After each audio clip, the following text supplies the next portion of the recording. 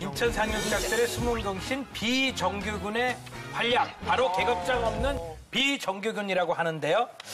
비정규군, 이 특수부대도 비정규군이라고 하지 않습니까? 네, 그렇습니다. 뭐 이런 상황을 포함해서 뭐 첩보 수집을 한다거나 적진에 들어가서 혹은 적 후방에서 파괴 공작 활동을 한다거나 반란군 활동을 한다거나 이런 것들을 담당했던 부대, 대표적으로 유명한 부대는 켈로라는 이름으로 켈로요? 켈로는 이제 코리안 리에이션 오피스라는 말에 KLO. 예. 뭐 사실은 이게 특정한 한 개 부대만을 얘기한 것은 아닙니다. 네. 고트 부대니 썸 부대니 위스키 부대니 하는 이런 제대들 같은 것들이 생겨서 이런 것들을 미군이 지원을 하면서 나중에 부대를 하나로 묶습니다. 네. 8240 부대라는 부대로 만드는데 네. 이 8240 부대가 결국 한국 전쟁 이후에는 우리 특전사, 그러니까 우리 공수부의 그렇게 된 특전사의 모체가 됩니다. 소위 이름 없는 전사들의 활약이야말로 네. 한국전의 어떤 방향을 바꾼 굉장히 보이지 않는 중요한 동력이었다고 말씀드릴 수 있습니다.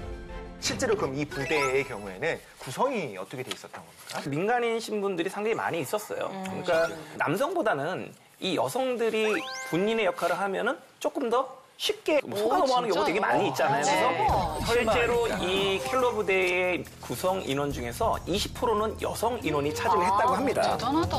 북한군이나 중공군으로 위장을 해서 위장을 가는데 하니까요. 군가 두 개를 외운대요. 북한군 군가, 중공군 군가. 그래서 북한군 지역에선 중공군 군가를 부르고 중공군 지역에선 북한군 군가를 부른대요. 어쨌든 서로 다른 예. 다른 예. 실제로 북한군은 중공군을 검문하지 않았거든요. 그랬는데 대부분 사망자가 복귀할 때는 아군의 오인 사격에 의해서. 왜냐하면 적군 복장 입고 들어갑니다. 이렇게 민간인 출신 분들은 정식 군번이랑 계급이 없었을 테니까 네. 사실 임무중에 돌아가셔도 정식 군인으로 인정 못 받고 돌아가셨겠네요. 심지어는 초기에 했던 분들 중에 어떤 분도 계시냐면요. 분명히 켈로 부대로 해서 막 적진 들어가서 활동하고 했는데 군대에서 복무한 기록이 없는 겁니다. 그러니까 군대 다시 오라고 입대 영장이 들어오는 경우도 그런 경우까지도 있었다고 합니다. 이런 부분을 바로잡기 위해서 굉장히 좀 많은 노력들을 하고 있는데 어떤 이런 분들의 복지와 관련된 것은 결국 돈이 걸리고 예산이 걸리는 부분이기 때문에 정치권에서 해결해 주지 않으면은 쉽게 해결이 안 되는 부분이라고 아까 말씀드립니다. 미군에였었던 그 아침에랑 너무 대조적이어서 이 부대가 해체될 때 그나마 운 좋았던 사람이 어떤 사람들이냐면 네네.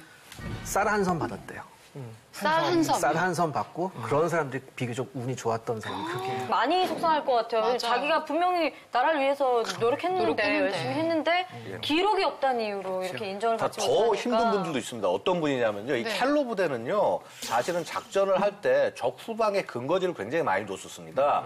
주로 어디였냐 하면은 이 북한 쪽에 있는 도서 지역은 전부 다 켈로 부대가 점령하고 있었습니다. 근데 우리가 이제 그 소위 휴전 협정을 하면서 여기서 철수하지 못한 분들은 어떡해. 그대로 북한에 남겨져서 그래서 결국은 뭐 최후의 운명을 맞을 수밖에 없는 그런 상황이 됐다.